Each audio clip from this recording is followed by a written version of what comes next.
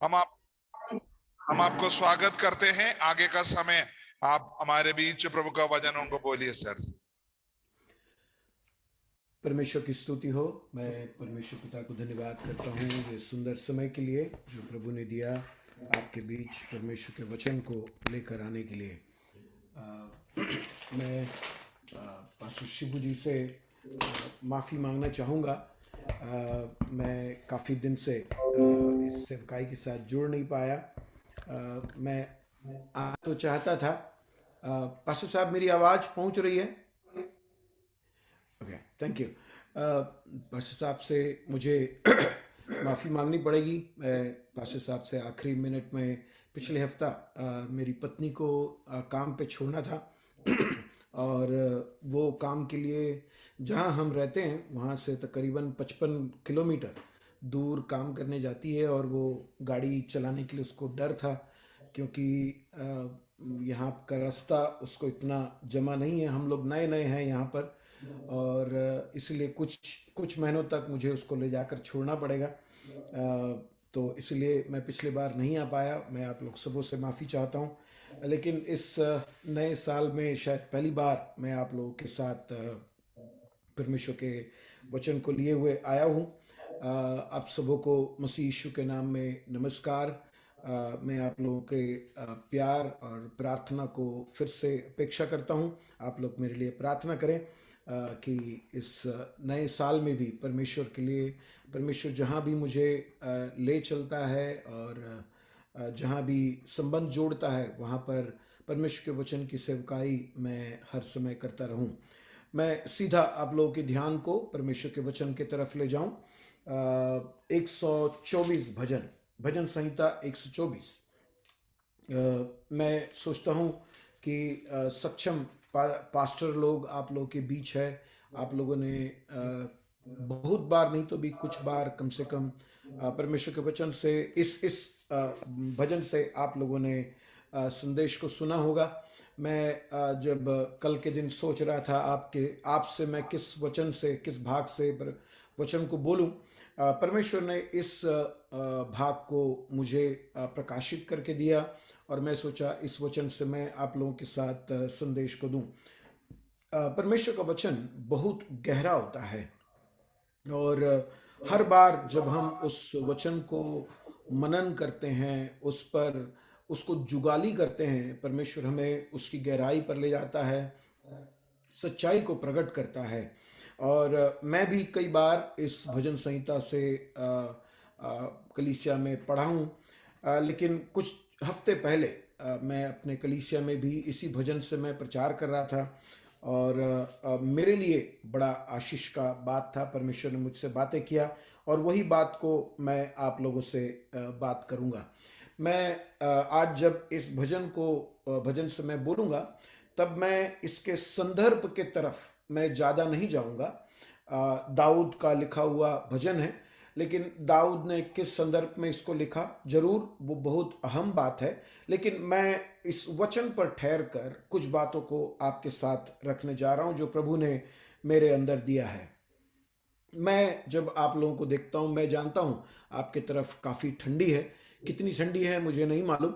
मैं यहाँ पर सिर्फ एक शर्ट पहनकर बैठा हूं, लेकिन क्योंकि यहाँ पर घर के अंदर बाहर की मौसम से एकदम अलग रखा जाता है, उसका सिस्टम यहाँ के सब घरों में होता है, इसलिए बाहर की ठंडी, बाहर गर्मी हो ठंडी हो, अंदर पता नहीं लगता है।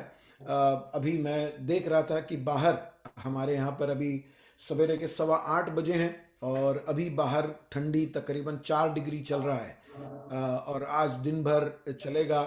पिछले दिन बर्फबारी भी हुआ हमारे यहाँ, तो ठंड बहुत बाहर अलग होता है। अंदर की हकीकत हम जो भी अपने सिस्टम पे ऑन करते हैं उसी पर चलता है। तो अंदर और बाहर की स्थिति बहुत अलग होता है। इसलिए मैं देख रहा हूँ कि आप लोगों में से अधिकांश लोग ठंड के कपड़े ओढ़े हुए हैं। ये ना सोचे कि हमारे यहाँ ठंडी नहीं है, ठंडी है यहाँ पर। बहुत कड़ाके की ठंडी है। और बाहर हर प्रकार की गाड़ियाँ नहीं चलाया जा सकता इस वक्त में। मेरा मेरा दिल तो करता कि मैं आप लोगों को शुभकामनाएं दूं कि ये 2022 आप लोगों के लिए किसी भी प्रकार का तनाव आपकी जिंदगी में ना हो। मेरा दिल तो करता है कि मैं आप लोगों को शुभकामनाएं दूं कि किसी भी प्रकार का मनुष्य का विरोध आपके जीवन में ना हो। लेकिन प्रियो, हकीकत वो नहीं है। अगर मैं ऐसा आपको शुभकामनाएं दूं, नए साल के शुरुआत में हम सब आपस में शुभकामनाएं को बांटे हैं, इस साल आपके लिए अच्छा हो, शुभ हो, मंगलमय हो, आशीषदायक हो। लेकिन हमें मालूम है इस साल की शुरुआत जैसा ही हुआ है, ठंड का परिस्थिति हमारे साथ में है, और अब कोविड की नई वेरिएंट आ गया है और बहुत दिक्कतों के साथ हमारी जिंदगी में आया है। किसी कुछ लोग कभी कई बार मुझसे बोले कि ये कोविड को कैसे भी झेल लेंगे, लेकिन मनुष्य का जो विरोध है उसको झेलना बहुत मुश्किल है। हम जिनसे अपेक्षा नहीं करते हैं वो हमारी विरोध करते हैं, उसको झेलना हमारे लिए बहुत मुश्किल हो जाता है। और अगर मैं आपको ये शुभकामनाएं दूं तो कि आप लोग की जिंदगी 2022 में आशीषदायक हो, परमेश्वर आपको प्रफुल्लित करे, बहुत आशीष बढ़ाएं, आपके आपके मनोकामनाएं को पूरा करें। सुनते वक्त में आप धन्यवाद जरूर बोलेंगे, लेकिन आप बाद में आपको मालूम है कि भाई साहब आप झूठ बोल रहे हो, ऐसा कुछ होगा नहीं हमारी जिंदगी में। जिंदगी की वास्तविकताओं को देखते हैं तो ऐसा नहीं लगता है। हमारी जो प्राकृतिक प्रवृत्तियां हैं मनुष्य की, वो विरोध करने के लिए ही बना हुआ है। हम विरोध करते हैं, विरोध को सहते हैं, ये जिंदगी की एक रीत है। और हमको अपने बातों में आगे बढ़ना पड़ता है। और एक मसीही विश्वासी होने के नाते हम कई बार ऐसे सोच लेते हैं, हमारे मन में एक ऐसा ख्वाब महसूस आ जाता है कि अब हमें कोई विरोध नहीं होगा, क्योंकि हम प्रभु में हैं, हम उद्धार पा लिए हैं, हम दशवांश देते हैं, सभाओं में जाते हैं, और कलीसिया के बातों में जहाँ तक हो सकता है हम सम्मिलित हो जाते हैं, और इसीलिए हमें कोई परेशानियां नहीं होना चाहिए। और जब हो जाता है तो हम पूछते हैं, इसके बावजूद मैंने ये किया, मैंने वो किया, उसके बावजूद मेरे जिंदगी में विरोध क्यों, परेशानियां क्यों, दिक्कतें क्यों, आंधी तूफान क्यों आती है। लेकिन मैं आपको बताऊं, पवित्र शास्त्र एक भी जगह पर नहीं बताती है कि मेरे और आपकी जिंदगी परेशानी रहित हो सकता है, दिक्कत रहित हो सकता है। ऐसी कोई भी तोड़, वो आपकी प्रार्थना की कमी, वो आपका मसीहत में आगे ना बढ़ने के कारण, ऐसा कुछ भी नहीं है। ये जिंदगी की रीत है कि ये विरोध होता है। मैं उसी दिशा में मैं अपने शब्दों को मैं थोड़ा आगे ले जाऊं। अगर इस भजन संहिता को अगर आप देखेंगे, 124 भजन अगर आप लोग खोल कर रखें, और मैं चाहूंगा कि आप उसके शब्दों को, वचनों को ध्यान से देखें। अगर आपके सामने खुला होगा, इज़राइल यह कहे कि यदि हमारी ओर यहोवा ना होता, दूसरा वचन, यदि यहोवा उस समय हमारी ओर ना होता जब मनुष्यों ने हम पर चढ़ाई की। देखना, दाऊद कहता है कि मनुष्य विरोध करता है, और यहां पर जो विरोध के लिए, जो विरोध जो हमारी जिंदगी में होता है, उसके लिए एक नाम है, उसका एक चेहरा है, और वो हमारे जाने पहचाने लोग, मनुष्य जो हमारे समान हैं, वो लोग हमारी विरोध करते हैं।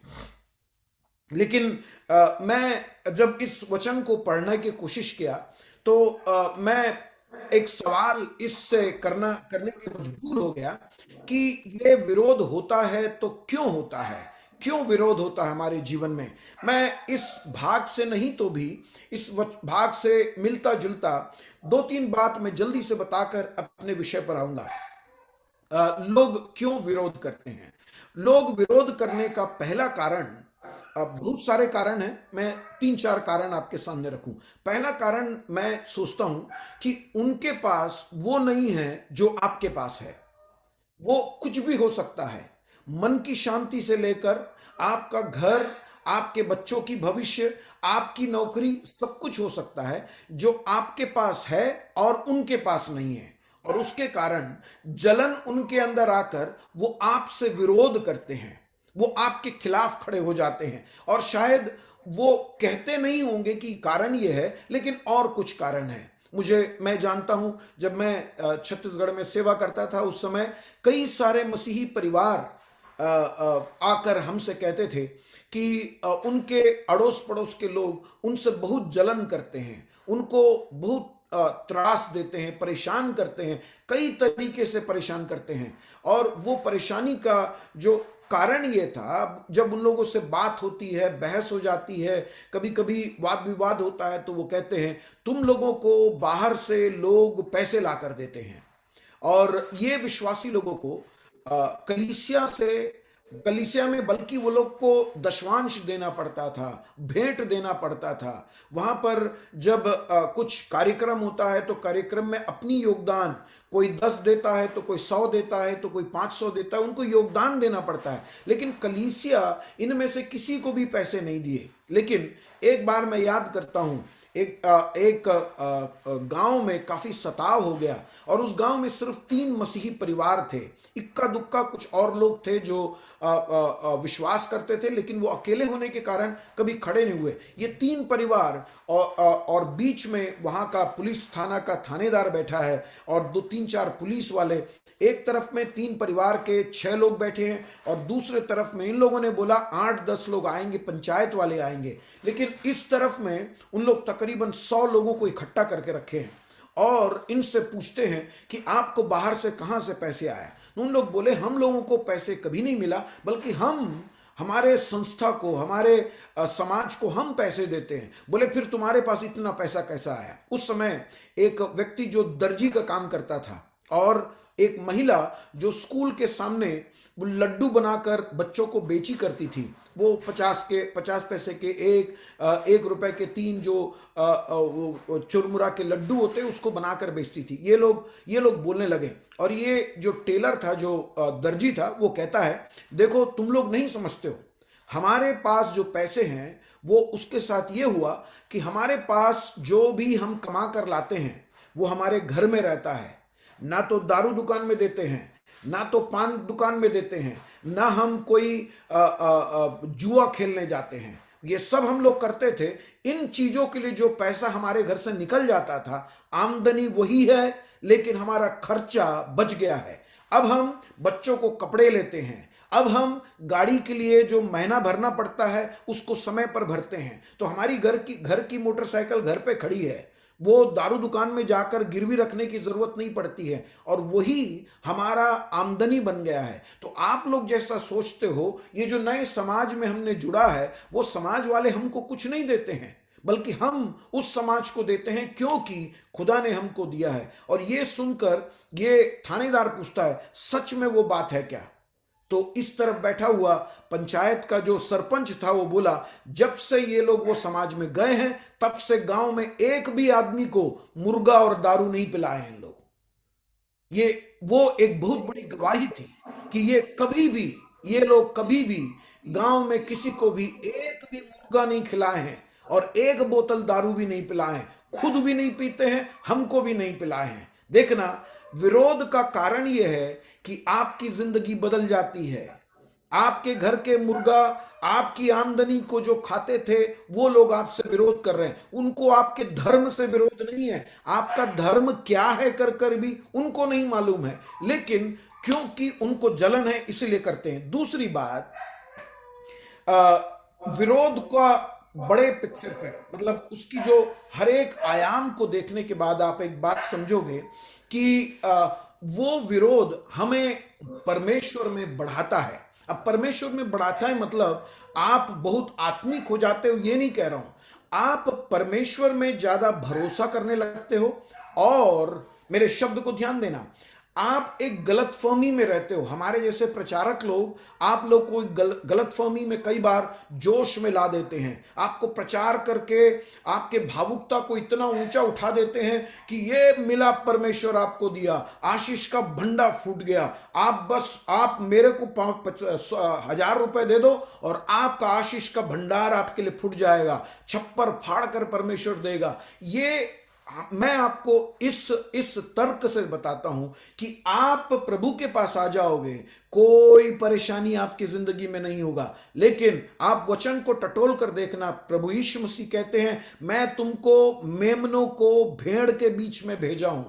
मेमना जब भेड़ के बीच में जाता है, भेड़ उसको चाटता नहीं, वो भेड़िया उसको चाटता नहीं है, वो उसको फाड़ डालने के लिए तरीके देखता है और वो उसको छोड़ेगा नहीं। परेशानियों के अंदर हमारे साथ रहने वाला परमेश्वर है, जो हमें नए नियम में बताया गया है। हमारे जिंदगी में परेशानियां हैं, लेकिन उस समय हम और जोर से परमेश्वर को पकड़ लेते हैं। मेरा बच्चा आज वो बड़ा हो गया, लेकिन छुटपन में जब हमारे घर में कोई अनजान व्यक्ति आता था, वो दौड़कर मेरे गोद में आ जाता था। उस समय वो मुझ पर भरोसा करता था। उसको परदेशी या फिर जो जो अनजान व्यक्ति घर में आया, उससे ज्यादा उसको मेरे से लगाव है। वो मेरे को जानता है, वो मेरे गोद में बैठता है। हर बच्चा करता है, कारण वो उसको मालूम है मैं एक सुरक्षित स्थान में हूं। हम कई बार अपनी जिंदगी को जीते जीते हम सोच लेते हैं मैं कर लूंगा, बड़ा परेशानी होगा तब परमेश्वर को परेशान करेंगे। एक दिन मेरा बेटा कुछ काम कर रहा था अपने सामान पर, और सामान बिगड़ गया। वो उसको दुरुस्त कर रहा था, बिगड़ गया। तो उसके बाद मेरे को बुलाया, बोले पापा वो बिगड़ गया, वो काम नहीं कर रहा है। मैंने जाकर देखा तो पूरा नट बोल्ट सब खोल कर डाला हुआ है। मैंने पूछा तू इसको खोल क्यों दिया? वो बोलता है मैं सुधार लूंगा सोचा। मैं बोला अब क्या हो गया? बोला मैं सुधारने की कोशिश किया और वो सुधरा नहीं, तो मैं आप बुलाया। मैं उसको पूछा जब वो बिगड़ गया था, वो काम नहीं कर रहा था अच्छे से, तूने मुझे क्यों नहीं बुलाया? तब उसने क्या बोला मालूम है? मैं सोचा कि पापा को मैं क्यों परेशान करूं, मैं खुद सुधार लूंगा, और जब मेरे से नहीं बना तो मैंने पापा को बुला दिया। कई बार हम लोगों के साथ होता क्या है, सर्दी जुकाम, छोटी मोटी परेशानी और नौकरी का थोड़ा तनाव, ये सब मैं कर लूंगा, लेकिन बड़ी बड़ी बातों को परमेश्वर के लिए दिए। परमेश्वर क्या कहता है मालूम है? हर बातों के लिए मुझ पर भरोसा करने को सीख। मुझे जल्दी से आगे जाना है। कई बार वो लोग इसलिए उठ जाते हैं क्योंकि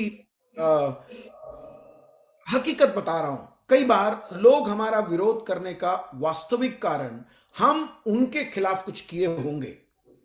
देखना, हर विश्वासी, हर व्यक्ति हमेशा अपनी सफाई में खड़ा रहता है। मैं कुछ नहीं किया, संत बन जाता है। मैंने कुछ बोला नहीं, मैंने कुछ किया नहीं, मैंने ये सोचा भी नहीं। ये सब कई बार हम लोग अपनी सफाई में कहते हैं, लेकिन वास्तव में हमने उनके खिलाफ में कुछ किया होगा और वो उसके बदला ले रहे हैं, और ये भी एक हकीकत हो सकता है। और चौथा और आखिरी बात को बताकर मैं अपने विषय पर आऊं, ये भी हो सकता है कि मनुष्य दुष्टता करते हैं।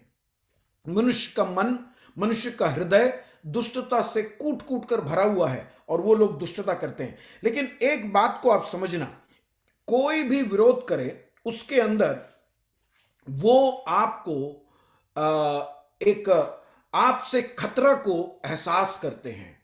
कोई भी आपके विरोध में इसलिए करता है, मैं आपको बताऊं, इवन जहरीला सांप जब वो जमीन पर रेंग कर जाता है, वो किसी को काटने के ताक में नहीं रहता है। उसको जब महसूस होता है कि सामने वाला मेरे लिए खतरा हो जाएगा, मेरे जान के लिए खतरा हो जाएगा, तब नाग सांप अपने फन को खड़ा कर देता है। आप उसको इत्मीनान से जाने दो, वो आपको कुछ नहीं करेगा। जब उसको महसूस होता है कि आप उसके लिए खतरे हैं, तब वो आपको आक्रमण करता है, आप पर हावी होने की कोशिश करता है, क्योंकि अपनी प्राण की रक्षा के लिए कोई भी करता है। लेकिन मैं ये बात को आपको बता के जाऊं कि ये उस व्यक्ति का एहसास है, और एहसास हमेशा सही होना जरूरी नहीं है। ये सामने वाला एहसास करता है कि ये मेरे से विरोध कर रहा है। मसीही समाज वर्तमान के हमारे भारत के समाज के विरोध में जा रहा है, ये उनका एहसास है। ये एहसास दिलाया जाता है, सिखाया जाता है, और उस संदर्भ में वो लोग आक्रमण के लिए तैयार हो रहे हैं। हम उनसे बातें नहीं कर सकते हैं क्योंकि वो बातों की भूत नहीं है, वो लोग समझेंगे नहीं। हमें चाहिए कि हम उनके लिए प्रार्थना करते हैं। और एक और बात मैं आपको बताकर, हर मसीही विश्वासी भाई लोग जो मेरी आवाज को सुन रहे हैं, मैं आपको बताकर जाऊं भाइयों बहनों कि ये जो खतरा है, इस जो जो आपका विरोध करता है, वो विरोध करने वाले के अंदर एक अज्ञानता है, अनजानापन है। मैं कल किसी व्यक्ति के बारे में बात कर रहा था तो मैंने कहा कि उसमें बहुत नादानी है। ये हमारा विरोध जो करते हैं, मसीहों के विरोध जो करते हैं, उनमें एक नादानी है, उनमें एक अज्ञानता है। और वो अज्ञानता क्या है मालूम? दूसरा वचन कहता है, पहला दूसरा वचन कहता है, इज़राइल ये कहे कि यदि हमारी ओर यहोवा ना होता तो। वो ये नहीं जानते हैं कि वो विरोध एक व्यक्ति की कर रहे हैं, उनके समान हंड मास में रहने वाले व्यक्ति हैं जिसको वो कमजोर समझते हैं। लेकिन वो ये नहीं जानते हैं कि हमारी ओर यहोवा परमेश्वर है। मैं उस नाम की ओर मैं आखिरी में आऊंगा। तो वो ये बात को नहीं जानते हैं कि आपके पक्ष में यहोवा परमेश्वर है। तो मैं उस विषय की ओर मैं अब आगे बढ़ूं। परमेश्वर हमें अपने ऊपर भरोसा करने के लिए परिस्थितियों को, व्यक्तियों को उपयोग करता है कि हम उस पर और ज्यादा भरोसा करें, उसकी ओर और ताकें। तो 124 भजन हमें यह सिखाता है कि हम परमेश्वर पर कैसे और ज्यादा भरोसा करें। वो भरोसा करने के बारे में हमें बताता है। लेकिन मैं आज इस भजन को इस दृष्टिकोण से देखना चाहता हूं, अगर हम परमेश्वर पर भरोसा ना करते तो क्या होता? अगर हम परमेश्वर पर भरोसा ना करते तो हमारे साथ क्या होता? मैं इस भजन को जल्दी से थोड़ा सा बांट लूं और उसके बाद मैं शायद एक ही भाग को आपसे मैं आज बात कर पाऊंगा। उसका 1 से 5 तक के वचन में यह बताता है कि परमेश्वर हमारे जीवन में होने के कारण क्या फर्क होता है, इस बात को वो दृढ़ करता है। मेरे शब्द को ध्यान देना, यहोवा परमेश्वर हमारे जीवन में होने के कारण हमारे जीवन में जो फर्क होता है उस बात को वो दृढ़ करता है। 1 से 5 तक के वचन में, 6 और 7 वचन में परमेश्वर की स्तुति करता है, क्योंकि परमेश्वर से छुटकारा और संरक्षण प्राप्त होता है। परमेश्वर से संरक्षण और छुटकारा प्राप्त होने के कारण 6 और 7 वचन में परमेश्वर की स्तुति करता है। 8वें वचन में ये परमेश्वर जिसने उनकी सहायता किया है उसके बारे में दूसरों को बताता है। मैं उसके पहले भाग पर आज मैं ठहर कर कुछ बातों को आपके सामने रखूंगा। वहां पर देखना, उसका पहला वचन कहता है, यदि हमारी ओर यहोवा न होता। देखना, उस शब्द के अंदर यह सम्मिलित किया गया है कि परमेश्वर हमारे तरफ है, हमारा पक्षधार है, हमारे पक्ष में खड़ा है, हमारी ओर है, वो हमारा है, वो ये बात को वो लेकर चलता है। लेकिन मैं आपको एक बात यहां पर विश्वासी भाई बहन आपको मैं याद दिलाते हुए चलूं, परमेश्वर हमारी ओर नहीं भी रह सकता है, वो हमारी ओर है। इस बात को, ये बात से ये बताता है वो हमारी ओर ना होते हुए और किसी की ओर भी हो सकता था। और ये ना सोच लेना कि मैं और आप इस काबिल थे, योग्य हैं कि परमेश्वर हमारे तरफ रहे। लेकिन परमेश्वर ने चुन लिया कि वो हमारे तरफ रहे, ना कि उस तरफ रहे। और परमेश्वर जब हमारे तरफ है तो सब कुछ हमारा हो जाता है, हम परमेश्वर के अपने हो जाते हैं। परमेश्वर का चुनाव है। आप किसी भी योग्यता से परमेश्वर को अपने तरफ झुका नहीं लेते हो। यह मनुष्य की संकुचित दिमाग है, अपने संकुचित दिमाग में सोचता है मैं कुछ करके परमेश्वर को अपनी ओर ला लूंगा। पिछले 2021 में मैंने परमेश्वर के लिए ये किया, वो किया, सुसमाचार का काम किया, मैंने दशवांश दिया, प्रार्थना मीटिंगों में गया, और इसीलिए 2022 में परमेश्वर मेरे तरफ होगा। नहीं मेरे भाई, नहीं मेरे बहन, परमेश्वर अपनी चुनाव से आपके तरफ में है। और जब वो आपके तरफ होने को सोच लेता है तो कोई भी आपका कुछ नहीं कर सकता है। मनुष्य विरोध कर सकता है, परमेश्वर की अनुमति से आपके चारों तरफ जो बाड़ा लगाया है उसको तोड़ सकता है। मैं अय्यूब के पुस्तक के दृष्टांत को आपके लिए मैं उपयोग कर रहा हूं। आपके चारों तरफ जो बाड़ा लगा है उस बाड़ा को परमेश्वर की अनुमति से तोड़ सकता है, लेकिन वो आपको छू नहीं सकता है, आपकी प्राण की हानि नहीं कर सकता है। क्यों बताऊं?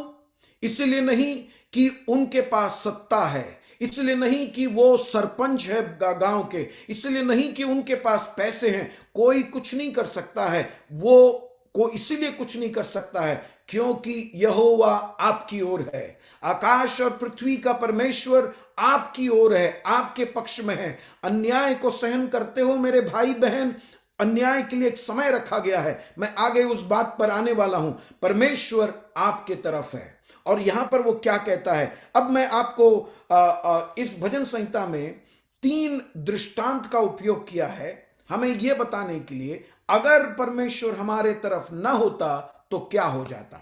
पहला दृष्टांत मैं उसके 3 वचन से मैं लेना चाहता हूं। उसके 3 वचन में क्या लिखा है देखना। मैं 2 वचन से पढ़ता हूं। 2 वचन कहता है, यदि यहोवा उस समय हमारी ओर ना होता जब मनुष्यों ने हम पर चढ़ाई की, तो वे हमको उसी समय जीवित निगल जाते जब उनका क्रोध हम पर भड़का था। देखना वो क्या कहता है, और मैं उसका अगला वचन भी पढ़ देता हूं, 4 भी पढ़ देता हूं। हम उसी समय जल में डूब जाते और धारा में बह जाते, उमड़ते जल में उसी समय ही बह जाते हम लोग। देखना, भजन संहिता लिखने वाला कहता है कि हमारे ऊपर जो जो शक्ति आई थी, जो आक्रमण आया था, वो इतना खतरनाक था कि वो हमको निगल जाते। मतलब कि हम समझ पाने से पहले वो हमें हमारी अस्तित्व को मिटा देते। उसका जो मूल भाषा में ऐसा लिखा है कि वो हमको चाट जाते। यानी कि आप ऐसा समझो कि आप एक बटर का टुकड़ा या फिर मधु को नीचे डाल दो, और अगर उसको किसी कुत्ते या बिल्ली के पास दे दो तो वो अपने लंबे जबान से उसको चाट जाता है। तो वही दृष्टांत को यहां पर दाऊद निकालता है, और दाऊद कहता है कि मेरे सामने जो विरोध था वो इतना बड़ा था कि वो मेरे को बगैर चबाए निगल जाते। मुझे नहीं मालूम आप लोगों ने कम से कम पिक्चर में या फिर किसी जगह पर देखा है कि सामने किसी को खा जाता है। मैंने एक बार एक जगह पर जहां पर मगरमच्छ को पालते थे, वो मगरमच्छ मतलब वो जू था, वहां पर हम लोग खड़े थे उस समय। मतलब एक जानवर का पूरा पांव, मतलब ऐसे समझो कि बकरी वगैरह का पूरा पांव या फिर पूरा आधा बकरी को ऐसा फेंक कर देते थे।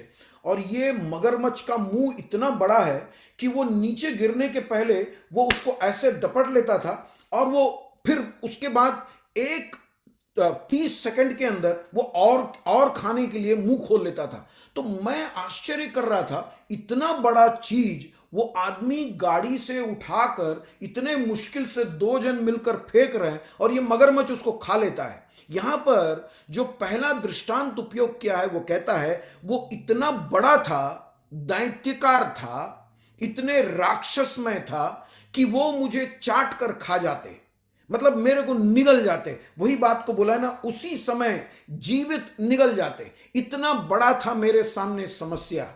मेरे प्रियो, आपकी जिंदगी में शायद मेरी आवाज को आज जब सुनते हुए, इसीलिए कि परमेश्वर ने 124 भजन मुझे दिया आपसे बात करने के लिए, शायद आप में से कोई ऐसे परिस्थिति का सामना कर रहा है कि वो परिस्थिति मेरे पास आ जाए, क्षण के अंदर मुझे इस संसार से मिटा देगा। जिंदगी के परेशानियां, दिक्कतें, आंधियां कई बार हमसे कहती हैं कि मैं आपको चाट जाऊंगा। लेकिन मैं आपको बताऊं, आप ऐसे विरोधी का सामना कर रहे हैं जिसकी आपके पास विरोध करने की क्षमता नहीं है, लेकिन मैं आपको बताऊं, परमेश्वर आपके तरफ है। देखना, भजन संहिता वाला कहता है परमेश्वर मेरी तरफ ना होता तो वो मुझे चाट जाते।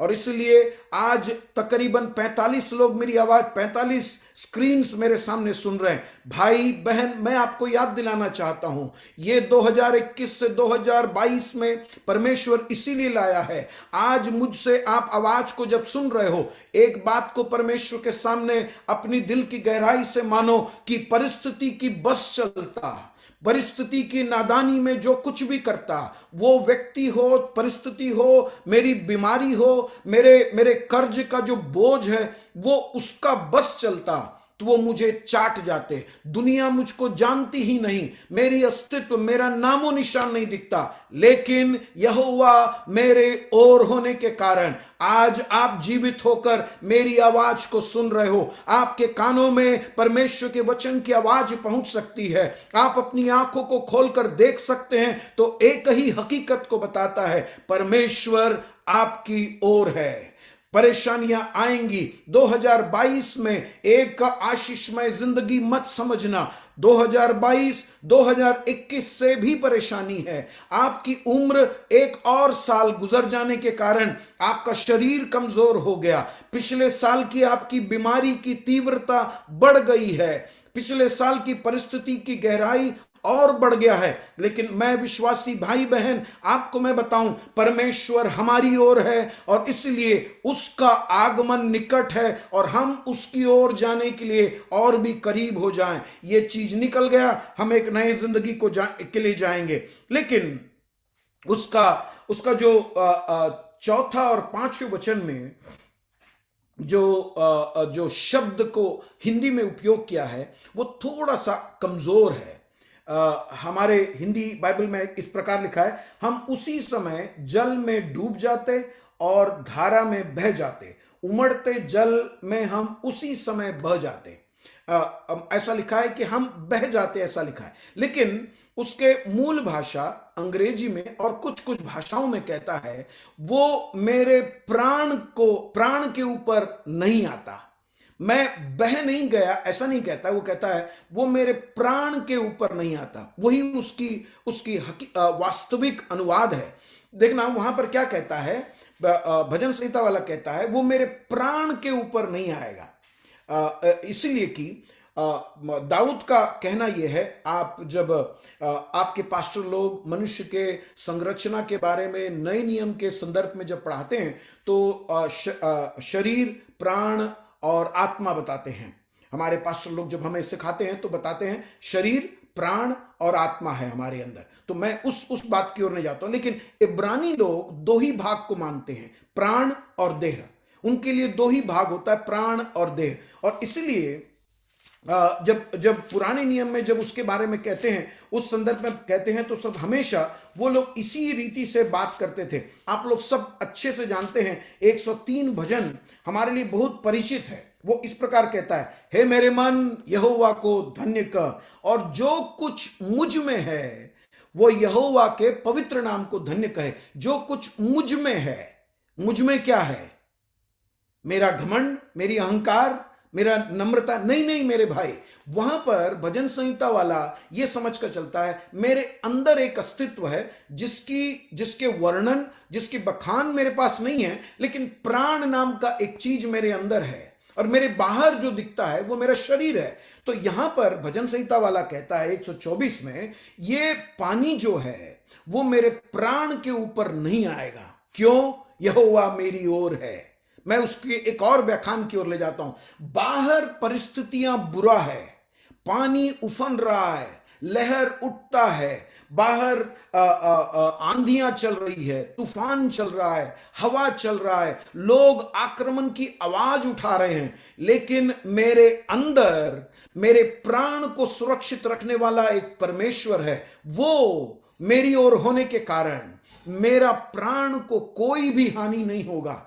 प्रिय मेरे भाइयों, मेरी बहनों, मैं आपको एक बात बताना चाहता हूं, बाहर की परिस्थिति कुछ भी हो जाए, अगले महीना आपका कर्ज कैसे चुकाओगे आप नहीं जानते होंगे। जिंदगी की वास्तविकताएं आपके शरीर में, दिमाग में, बुद्धि में परेशान करती है, लेकिन एक बात है, यहोवा आपकी ओर होने के कारण आपका प्राण सुरक्षित है प्रभु में, उसको कोई छू नहीं सकता है। अय्यूब का बच्चों को मार डाल सकता है, अय्यूब की संपत्ति को छीन सकता है, और उसके बाद भी जाकर कहता है, तूने बाड़ा निकाल दिया, उसके बच्चों को मारने दिया, उसकी संपत्ति छीन लिया, लेकिन उसको छूने को दे। जब उसकी शरीर में फुलसियां आ गई, फोड़े आ गए, तब भी वो कहता है, जिसने दिया उसने लिया, परमेश्वर की नाम की महिमा हो, क्योंकि वो जानता है मेरा प्राण हमेशा सुरक्षित है। मेरे प्रियो, ये 2022 जो साल है ना, ये आशीष का साल के तौर पर ना देखो। आशीष मिलता है, परमेश्वर की स्तुति हो। परमेश्वर जो भी देता है खुशी से लेना। मलयालम भाषा में एक गीत है, वो कहता है, दुख के कटोरे को भी अगर प्रभु दे तो खुशी से मैं उसको स्वीकार करूंगा। वो एक मसीही का लक्ष्य होना चाहिए। लेकिन एक बात को याद रखना, 2022 में मेरे और आपकी तैयारी हमारी ओर जो परमेश्वर है उसकी ओर जाने का होना चाहिए। वो प्राण को सुरक्षित इसलिए रखा है, आपके शरीर में बीमारी आ जाए, आपकी संपत्ति नष्ट हो जाए, आपको मसीह विरोधी लोग आपके जिंदगी में आपके दरवाजे पर खटखटाएं, आपकी आराधनाओं में आकर परेशानी करें, कुछ भी कर लें, एक चीज आपको हिम्मत रख सकते हो, आपके प्राण को कोई नहीं छू सकता है, क्योंकि उसका मालिक इस संसार का कोई भी व्यक्ति नहीं है और आप भी उसके मालिक नहीं है। उसको वो अपने समय पर चला जाएगा। तो परमेश्वर कहता है, इसलिए वो कहता है कि मेरे प्राण को उसने सुरक्षित रखा। वो कितने भी ऊंचा मेरे जिंदगी में आ जाएं, वो मुझे कुछ नहीं कर सकता है। बाहर परिस्थिति कुछ भी हो जाए, मैं नहीं कहता हूं कि आपकी आर्थिक परेशानी, आपके बच्चों की भविष्य की परेशानी, आपकी नौकरी की परेशानी मानसिक तौर पर आपको त्रास नहीं देगा, ये मैं नहीं कहता हूं। वो देगा, आपको परेशान करेगा, लेकिन उस परेशानी के अंदर समझ लेना, यहोवा हमारी ओर है। और मैं आज फिर से दोहराना चाहता हूं, यहोवा हमारी ओर आने के कारण हम में से कुछ लोग पागल नहीं हो गए। हम में से कुछ लोग आज भी बड़े संतुलित रीति से बैठे हैं। हम नहीं जानते हैं दुनिया में कितने सारे लोग, मेरे ख्याल से 5 साल पहले इंडिया टुडे पत्रिका में मैं देख रहा था। इंडिया टुडे पत्रिका कहती है कि आत्महत्या का दर सबसे ज्यादा अमीर लोगों के बीच में है, जब जिंदगी के परिस्थितियों को सामना नहीं कर सकते हैं। यहां तक कि उनके बारे में कोई कुछ कह दे, आपके बारे में पूरी गंदी कहानियां बनाकर निकाल दे, तब भी आप लोग रोते हो, फिर भी आप संतुलित रहते हो। लेकिन ये जो अमीर लोग हैं, जो छुआछूत टाइप के लोग हैं, उनके बारे में एक लांछन और वो जाकर आत्महत्या कर लेते हैं, वो इस संसार से भाग जाते हैं, उनको रहना भाता नहीं है। लेकिन मैं और आप आज भी संतुलित बैठे हैं। हमारा पड़ोसी हमें परेशान करता है, हमारे समाज के लोग हमें नहीं स्वीकार करते हैं, हमारे परिवार के लोग हमें लांछित करते हैं, फिर भी हम संतुलित बैठे हैं। क्यों मालूम है? इस बात को समझ कर जाओ कि परमेश्वर हमारे तरफ है। मैं जल्दी से दूसरी ओर जाना चाहता हूं। 1 से 5 तक में दाऊद खतरे को वो नाटकीय तौर पर लिखता है। आप उसको पढ़कर देखना, 1 से 5 तक के वचन को बड़े नाटकीय तौर पर खतरे को लिखता है। वो कैसा लिखता है देखना, वो हमको निगल जाते, वो जल हमें डूब जाता, धारा में बह जाते और उमड़ते जल में उसी समय बह जाते। देखना, वो नाटकीय तरीके से लिखता है। लेकिन जब वो अगले वचन में आता है तो वो कहता है कि हमारी भी जिम्मेदारी है, उसके अंदर हमारी भी जिम्मेदारी है। और वो जिम्मेदारी भी मैं आपको बताना चाहता हूं। कई बार मैं एक और बात को बताकर मैं उस बात पर आऊं। कई बार परमेश्वर हमारे जीवन में हमसे बड़ा परेशानी को हमारे जिंदगी में अनुमति देता है। परमेश्वर अनुमति इसलिए देता है, मैं आपको बड़े बड़े स्पष्ट शब्दों में कहूं, हमसे बड़ा दैत्यकार परेशानी प्रभु हमारे जीवन में इसीलिए लाता है ताकि परमेश्वर वहां पर उतरकर हमारे विरोध करने वालों से परमेश्वर भेंट कर सके।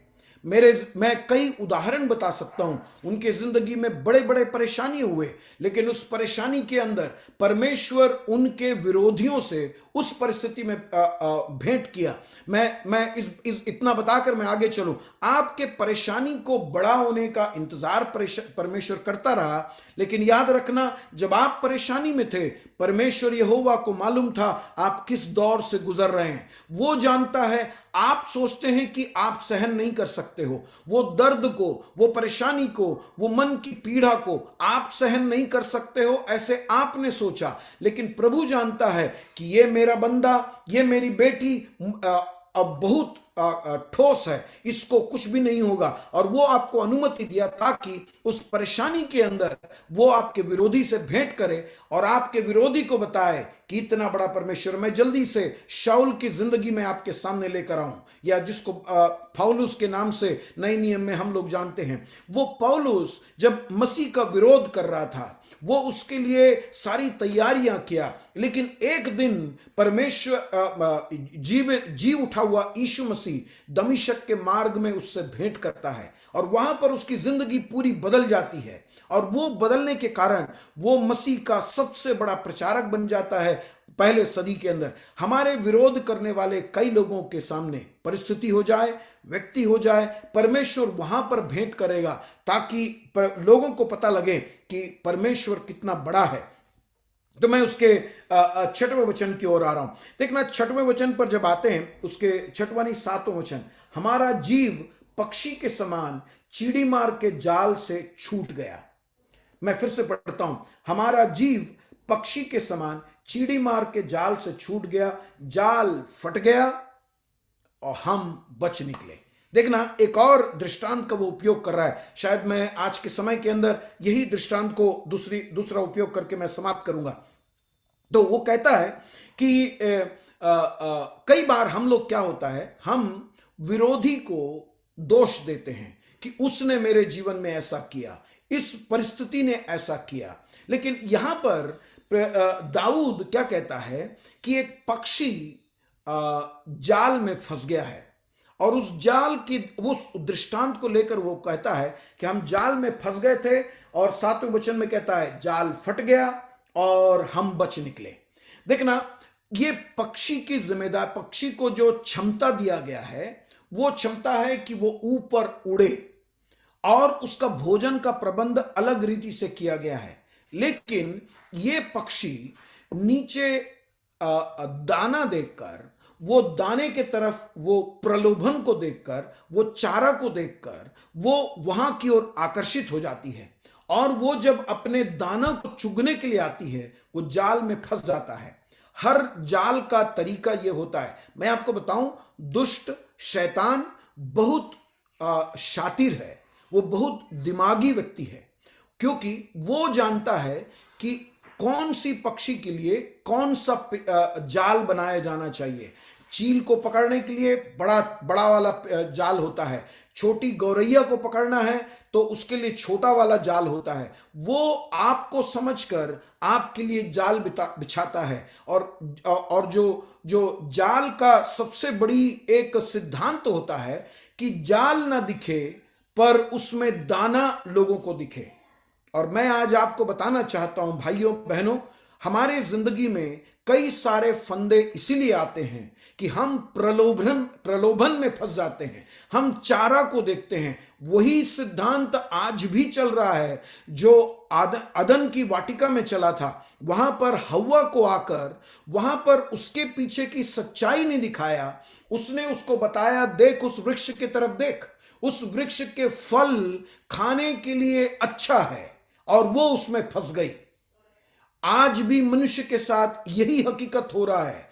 ऐसे चीजों के पीछे फंस जाते हैं जो उनको अपनी ओर आकर्षित करता है, और उसका जाल उनको नहीं दिखाता है। मैं आज आपको बड़े नम्रता से, मैं और उसकी गहराई पर इस वक्त नहीं जाना चाहता हूं। इस संसार के हर प्रलोभन के पीछे एक जाल है जिसको मैं और आप नहीं देख पाते हैं, लेकिन यहोवा हमारी ओर होने के कारण कई जालों से हम लोग बाहर निकल गए। लेकिन हमें अब भी संतुलित रहना है, हमें अब भी संभल कर रहना है कि संसार के दाना चारा के पीछे हम लोग न भागे। ये संसार हमें कुछ नहीं दे सकता है, महज इसके कि तात्कालिक चीजों को हमें दे सकता है। इस संसार की कोई भी बात, मैं आपको इस 2022 में जब आप अपने लक्ष्य को आगे लेकर चल रहे हो, गाड़ी घोड़ा बंगला इसके पीछे न जाएं, रोटी कपड़ा और मकान के पीछे न जाएं, लेकिन वो प्रलोभन के पीछे अगर हम फंस गए, परमेश्वर के लिए आपका समय,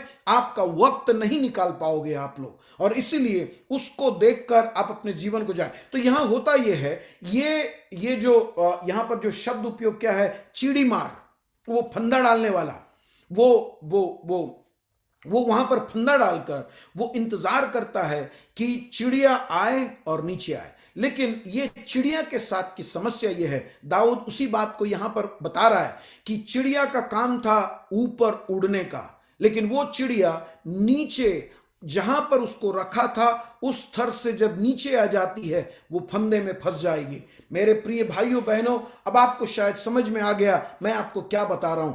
आप अपने पद से, आपको दिए गए शिक्षाओं से जब आप नीचे गिरोगे, याद रखना 2022 में आपको शायद तात्कालिक तौर पर कुछ मिल जाए, लेकिन आप हमेशा के लिए उसमें फंस जाओगे।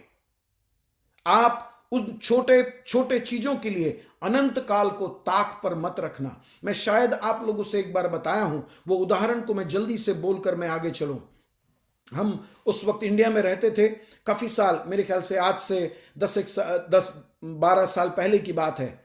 हमारे मम्मी पापा हमसे मिलने के लिए आए थे और उस समय हम नासिक नाम जगह पर रहते थे महाराष्ट्र में। और हम निचले माले में रहते थे, नीचे के माले में रहते थे। वो 10 माले की बिल्डिंग थी, हम नीचे के माले में रहते थे। और हमारे मम्मी पापा हमसे मिलने के लिए आए। मिलने के लिए आकर जब वो जा रहे थे, उस समय मेरा बेटा उस समय शायद 2-2.5 साल का था। और जब ये लोग प्रार्थना कर लिए, मैं सूटकेस लेकर गाड़ी में रखने जा ही रहा था, तो प्यार से बच्चों को उन लोग गले लगते हैं। और गले लगने के बाद मेरी मम्मी या पापा किसी ने 500 रुपए का नोट लेकर मेरे बेटे के हाथ में रख दिया। और मेरा बेटा उस नोट को लेकर ऐसे करके लपेट के पकड़ लिया। और मैं बोला, मम्मी उतना पैसा क्यों दे रहे हो? तो बोले, इससे तू किटकैट खा लेना। मैं मन में सोचा, मेरे को अगर स्कूल जाता था 1 रुपए देते थे, उस समय वो संतरा मिठाई खरीदते थे। और अगर अगले दिन फिर 50 पैसा मांग लिए तो बोलते थे कि कल का पैसा कहां चला गया। लेकिन आज अपने पोते को 500 रुपए दे रहे हैं, काय के लिए? चॉकलेट खाने के लिए। 500 रुपए में कितने चॉकलेट आएंगे आपको मालूम है। और ये बच्चा क्या किया, वो पैसे को लेकर अपने अपने पैंट के अंदर डाल लिया। अब मेरे लिए 500 रुपए बड़ी बात है, और मैं उसको ऐसा निहारता रहता था कि 500 रुपए गिर ना जाए। मैं अपने मम्मी पापा को ले गया, ट्रेन में छोड़ा, बैठाया, वापस आया। वापस आते ही उसका जेब टटोला कि ये पैसा कहाँ है, तो पैसा जेब में है। वो छोड़ेगा नहीं, 500 रुपए नहीं देगा। वो बोलता है कि मैं किटकैट खाऊंगा। और ये बाहर वही 500 रुपए को पैंट के जेब में रखकर खेलने के लिए चला गया। वो झूले में बैठा हुआ है, वो झूले में जब ऐसा ऐसा हिलता है तो मैं भी अपने घर में बैठकर वो झूले के साथ मेरा भी सर चल रहा है कि वो 500 रुपए गिर ना जाए। मेरी नजर 500 रुपए पर है। और वो खेल के घर वापस आया तो मैंने क्या किया, उसको एक पैंट दिया, बगैर जेब का पैंट उसको लेकर दे दिया। तो मेरी बीवी उसको नला रही थी, उसने बोली, देखो वो आपका बेटा है, वो आपसे शातिर है। वो उस पैंट को नहीं पहन लिया, पैसा रखने को देखा तो पैसा रखने के लिए जगह नहीं, तो बोला मेरे को दूसरे पैंट चाहिए। तो वो उसको मैंने दूसरा पैंट दिया, पैंट में पैसा रखकर उसके सोने का वक्त हो गया, सो गया। और मैंने क्या किया, जब वो सो गया तो उसके जेब में ऐसा उंगली डालकर कैंची मारकर पैसा निकाल लिया। पैसा निकालकर मैं हमारे शेल्फ में एक जगह पर रख दिया। मेरी बीवी बोली, आपका बेटा है, वो उठेगा तुरंत पैसा मांगेगा। मैं अगले सवेरे तक इंतजार किया, जैसे ही उठा पैसा करके चिल्लाया, मैंने वो पैसे को उसको वापस दे दिया, क्योंकि शांति होनी बड़ी अच्छी जरूरत होता है। तो ये 500 रुपए फिर मैं वापस दे दिया। वो जेब में रख के घूम रहा है। अब मैं बहुत सोचा कि इसके हाथ से 500 कैसे लिया जाए। तो मैंने क्या किया, घर में जितनी भी चरन्नी अठन्नी और 1 रुपए और 5 रुपए का डॉलर था, सबको इकट्ठा किया तो इतने सारे पैसे हुए। और मैं सामने के कमरे में बैठा था, मेरी पत्नी रसोई में काम कर रही थी। ये जब सामने कमरे में आया, मैं उसको ये चिल्लर पैसा पूरा दिखाया, जो शायद 25 से 30 रुपए के आसपास होगा। ये चिल्लर पैसा उसको दिखाया और मैं उसको बोला कि तू तेरा पैसा मेरे को दे, ये पूरा पैसा ले ले। इसने पहले हाथ में लेने को देखा, इसके हाथ में समाएगा नहीं। तुरंत इसने अपने कमीज को ऐसे करके दिया और बोला पूरा पैसा इसमें डाल दे। मैंने पूरा पैसे को उसमें डाल दिया। तो ये मैं बोला पैसा दे मेरे को, तो वो उसके हाथ से वो ऐसा करके छोड़ दिया पैसे को। मैंने नीचे से 500 लेकर अपने जेब में रखा और कमीज के अंदर ये चिल्लर पैसा लेके किचन में गया और मम्मी को दिखाया। मम्मी को बोलता है, मम्मी देख बहुत पैसा मिला मेरे को। मम्मी पूछी, इतना सारा पैसा तेरे को कहां से मिला? तो बोला, पप्पा ने मेरे को पूरा पैसा दिया, बहुत पैसा दिया। तो तूने क्या किया? बोले मेरे पास जो था वो मैंने पप्पा को दे दिया, पप्पा को मैंने कागज दे दिया, मेरे को इतने सारे पैसे मिल गए। देखना, बच्चा अपने नादानी में नहीं जानता है, 500 रुपए देकर उसने 25 रुपए के सिक्कों में अपने आप को संतुष्ट बना लिया। कई बार मेरे और आपके जीवन में प्रियो, हम लोग बहुत ऊपर उड़ने का है, हम समझौता नहीं करना है, हमें मसीही सिद्धांतों को छोड़ना नहीं है, विश्वास को पकड़े रहना है। थोड़े से परेशानी के लिए मैं एक बार देखा, एक विश्वासी भाई को कई सारे तकरीबन 100 लोग मिलकर झापड़ घूंसे, औरतें मारे, उसको खेत में मारे थे, उसका चेहरा पूरा सूज गया, उसको पुलिस थाना में बैठाए थे, 107 धारा लगाकर उसको जेल में डाल दिए। तीसरे दिन मैं गाड़ी लेकर उसको छुड़ाकर मैं उसको घर में लाया, मैंने उसको नहाने घर में मतलब हमारे चर्च में लाया, वो उसको गर्म पानी बना के दिया, नहाया, और उसके बाद वो कपड़े दिया बदलने के लिए, बदल के आकर बैठा। मैंने उसको पूछा भाई, और उसको खाना वाना खा रहा था, तो उससे मैं पूछा भाई आपको कैसा लग रहा है? तो बोले उस भाई का शायद 6 महीना पहले वो विश्वास में आया था। वो विश्वासी बोलता है, मेरा यीशु मेरा दारू छुड़ाने के लिए, मेरा जुआ खेलना छुड़ाने के लिए, मेरे पापों से छुड़ाने के लिए अगर कलवरी के क्रूस पर मर सकता है तो मेरा झापड़ खाना कुछ भी नहीं है पास्टर साहब। मैं बोला इतना बड़ा विश्वास उस आदमी में है। हमारे जीवन में छोटी छोटी बातों के लिए थोड़ा सा समझदारी से अगर हम रहे, हमारे विश्वास को ना छोड़े, उस बहेलिया का जाल में ना फंस जाएं, हम नीचे ना आए, प्रलोभन में ना चले जाएं, उस प्रलोभन के नीचे चले जाएंगे, जाल में फंस जाएंगे। लेकिन 2021 की हकीकत यह है, मेरी आवाज को सुनने वाले 48 स्क्रीन वालों, कई बार हम लोग जाल में फंस गए, ये हकीकत है। आप मानो या ना मानो, मेरे से ना बताओ, पास्टर जी से ना बताओ, लेकिन परमेश्वर जानता है कई बार हम अपनी उड़ान को नीचे किए, ऊपर उड़ने के हम नीचे आकर दाना चुगने के लिए आए और जाल में फंस गए। यहोवा हमारी ओर होने के कारण उसने जाल को तोड़ दिया।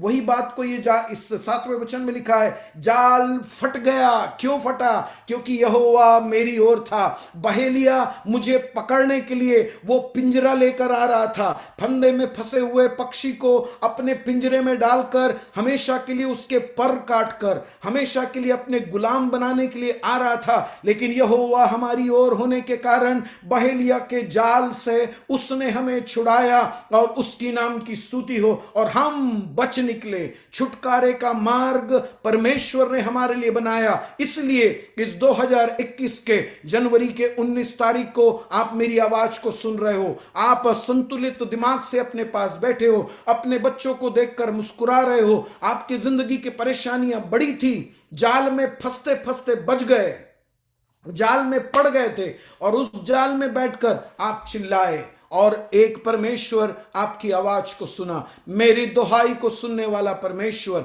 आज भी जीवित है। मेरी सहायता कहां से आएगी? मैं अपनी नजरों को उठाकर जब चिल्लाता हूं, आवाज को सुनकर मेरे पास आने वाला एक जीवित परमेश्वर है। फंदा में फंस गया था, लेकिन उसका हाथ उस पर लगा और वो जाल टूट गया। वो जाल की अस्तित्व न रही, वो जाल छुपा हुआ था, मैंने नहीं देखा, गलती मेरी थी। ऊंचाई पर उड़ना था, मैं नीचे चला आया और मैं समझौता किया, मैं उसके जाल में फंस गया और फंसकर मैं चिल्लाया। मैं एक और किस्सा बताकर अपने शब्दों को समाप्त करूंगा। यहां से 14 घंटा सफर करेंगे। फ्लोरिडा नाम एक जगह है जहां पर मगरमच्छ, ऐसे ही जैसे हमारे भारत में कुत्ते घूमते हैं, वैसी मगरमच्छ कई क्षेत्रों में बहुत ज्यादा है।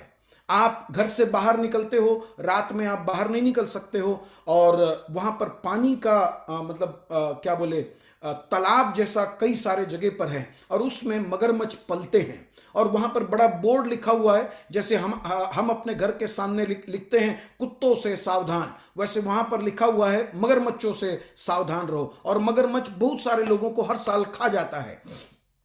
एक मां अपने घर में किचन में खड़े होकर काम कर रही थी और अपने छोटे से बच्चे को वो बाहर निकाल दी। वो खेलने के लिए निकली, उसका नजर, वो भले काम कर रही है, खाना बना रही है, बर्तन धो रही है, उसका नजर खिड़की से बाहर था। और एक ऐसा वक्त आया कि उसकी मां ने अब जो काम कर रही थी उसको झटपट नीचे डाली और दौड़कर अपने बच्चे के तरफ भागी।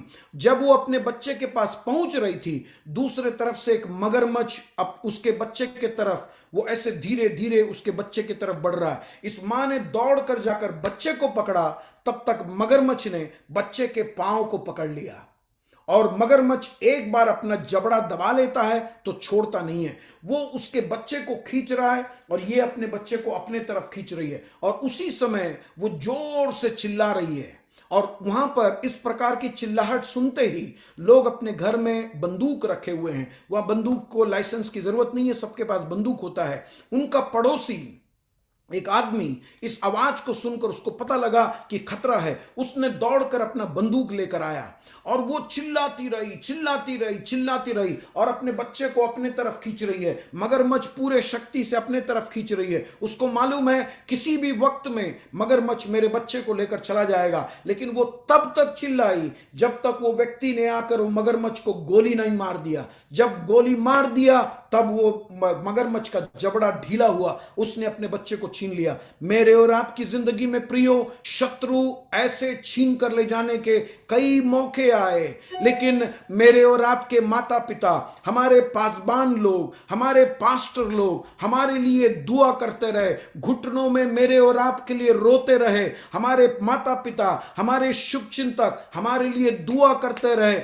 उनकी दोहाई स्वर्ग में पहुंची और वो हमें बहेलिया के जाल से छुड़ाया, उसने हमारे लिए पिंजरे से छुड़ाया। हमारे पासबान लोग रात रात को उठकर, सवेरे उठकर मेरे और आपके लिए दोहाई देते हैं और वही उनकी सेवा है। आप उनसे पूछोगे आप दिन भर करते क्या हो, आप बाइबल को पढ़कर ऐसी आकर बताते हो। नहीं मेरे भाई बहन, वो आपके लिए बिछवाई करते हैं। आपके माता पिता वो उठने लायक नहीं है, वो कमजोर हैं, लेकिन उस कमजोरी में भी अपने बच्चों के लिए बिछवाई करते हैं। उनकी दुहाई स्वर्ग में पहुंचता है और वो चीड़ी मार के जाल से, बहेलिया के जाल को वो अपने हाथ को भेजता है, टूट जाता है। यहोवा हमारी ओर ना होता तो ये चीड़ी मार के पिंजरे में हम लोग होते, हमारे पंख कट गए होते, जिंदगी भर उसके गुलाम रहते। जैसे तोते का पंख काटकर उसको पिंजरे में रखते हैं, उसको हमारी बातों को सिखाते हैं, वैसे ही हम भी किसी पिंजरे में फंसे होते, दारू पीने के, किसी गंदे कामों के, गंदी आदतों में फंस गए होते, लेकिन बहेलिया के जाल से उसने हमें बचाया। आखिरी बात में बोलकर मैं समाप्त करता हूं। उसका 8वां वचन कहता है, यहोवा जो आकाश और पृथ्वी का करता है। देखना दाऊद क्या कहता है, मेरे पास सैनिक हैं, मेरे पास महल है, मेरे शब्द पर चलने वाले सैनिक है, मेरी बातों को मानने वाले। लेकिन यहोवा जो आकाश और पृथ्वी का करता है, कौन यहोवा?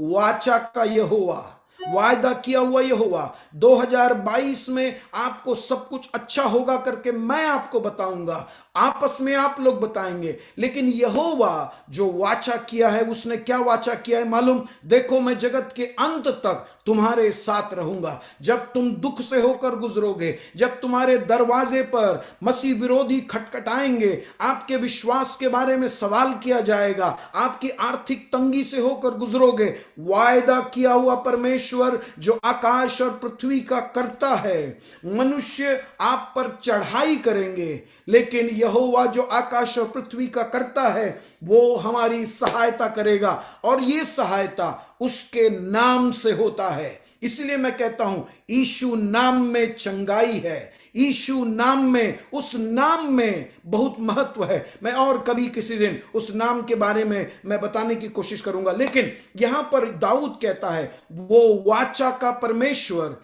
अपने नाम के अनुरूप, आकाश और पृथ्वी टल जाएगी लेकिन उसका वचन नहीं टलेगा। जो उसने कहा वो आपके लिए करेगा। मेरे और आपको परमेश्वर ने जो वादा किया है, इस वादे को मेरे समान प्रचारक आपको यह ना बताए कि वादा ये किया है इस संसार में आपको गाड़ी घोड़ा रोटी कपड़ा और मकान देगा। नहीं मेरे भाई, परमेश्वर का संसार ये संसार का नहीं है, उसका संसार और कहीं पर है। मैं कई बार मृत्यु के समय याद दिलाने वाले वचन में आपको याद दिला दूं, मेरे पिता के घर में बहुत से घर हैं और वो घर पूरा हो जाए तो मैं आऊंगा और आपको लेकर जाऊंगा। इस संसार में दुख सुख नहीं मिलेगा।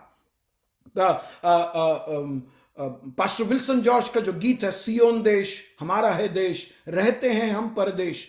दुख जो यहां है सुख वहां पर है, दुख सुख यहां पर नहीं है। लेकिन आज मसीही जगत उसको उल्टा कर लिया है। यहां सुख सह लोगे तो वहां पर दुख सहना पड़ेगा। यहां दुख के साथ रहें और समझे यहोवा अगर हमारी ओर है तो कोई भी परेशानी हमारे प्राण को हानि नहीं कर सकता है। आपकी जिंदगी की परेशानी जो कुछ भी हो, भाई बहन, मैं आपके लिए आपके साथ प्रार्थना करना चाहूंगा। क्या आप अपनी आंखों को बंद करोगे? हम जल्दी से प्रार्थना करें। स्वर्गीय परमेश्वर, मेरी आवाज को सुनने वाले सभी भाई बहनों को तेरे हाथों में देता हूं प्रभु। उनके जीवन में जो कुछ भी दिक्कत परेशानी है प्रभु, प्रार्थना करता हूं कि प्रभु उन्हें ये एहसास और भी सक्षम बना प्रभु, और भी गहरा बना प्रभु, और भी अर्थपूर्ण बना प्रभु कि यहोवा मेरी ओर है, फंदा मेरे लिए है, मैं ऊंचाई पर उड़ूं, मनुष्य मुझे तहस नहस करने की कोशिश करे, परिस्थिति, मेरी बीमारी, मेरे जीवन में आने वाली हर दिक्कतें मुझे तहस नहस कर सकती है, लेकिन यहोवा मेरी ओर होने के कारण इस 2022 में कोई भी आंधी आ जाए, मेरे नाव में यीशु सोने के कारण मैं उस पार जाऊंगा। मेरे परिस्थिति के अंदर किस भी परिस्थिति आ जाए, 38 साल से मैं रोता रहूं, लेकिन जिस दिन यीशु मेरे पास आएगा मेरी परिस्थिति बदल जाएगी। प्रभु, हमारे जिंदगी के परिस्थितियों के अंदर हमसे व्यवहार करने वाले परमेश्वर, तेरे हाथों में हम अपने आप को समर्पित करते हैं प्रभु। हर एक भाई बहनों की दिक्कत परेशानियों को तेरे हाथों में देते हैं प्रभु। उनके साथ रहे, हमारे साथ रहने के लिए धन्यवाद करते हैं। प्रार्थना सुनने के लिए धन्यवाद। यीशु के नाम से मांगते हैं, सुन और ग्रहण कर। आमीन, आमीन। थैंक यू पास्टर जी, अनुग्रहित वचन के लिए हम आपको धन्यवाद करते हैं। प्रभु आपको आशीष दे। हम प्रार्थना करते हैं आपकी परिवार स्वर्गीय पिता, हम कलिसिया मिलकर आपके दास के लिए, दासी के लिए, बच्चों की उनकी सहभागी के लिए प्रार्थना करते हैं। उस देश में अभी तक संभाला, आगे भी संभाल पिताजी। पिता, पुत्र और पवित्र आत्मा का नाम आशीष देते यीशु मसीह के पवित्र नाम में, आमीन, आमीन, आमीन। Thank you pastor ji, thank you. Zion देश हमारा है देश, रहते हैं हम परदेश, जाएंगे हम अपने देश। सियोन देश हमारा है देश, रहते हैं हम परदेश, जाएंगे हम अपने देश। Hallelujah, hallelujah, hallelujah, hallelujah, hallelujah, hallelujah. Zion देश हमारा है देश, रहते हैं हम परदेश, जाएंगे हम अपने देश। सियोन देश हमारा है देश, रहते हैं हम परदेश, जाएंगे हम अपने देश। मन्ना लगाई यहाँ, जाना है हमको वहाँ। मन्ना लगाई यहाँ, जाना है हमको वहाँ। यहाँ के सुखों का अंत होगा, वहाँ के सुखों का अंत न होगा। यहाँ के सुखों का अंत होगा, वहाँ के सुखों का अंत न होगा। सियोन देश हमारा है देश, रहते हैं हम परदेश, जाएंगे हम अपने देश। सियोन देश हमारा है देश, रहते हैं हम परदेश, जाएंगे हम अपने देश। प्रार्थना कीजिए, प्रार्थना कीजिए।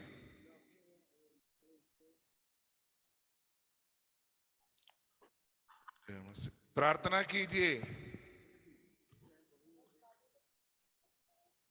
सुनाई नहीं दे रहा है क्या? Hallelujah, thank you father. प्रार्थना कीजिए। किसको? मेरे को बोल रहे हैं ना? हाँ, हालेलुया, धन्यवाद, स्तुति और महिमा और प्रशंसा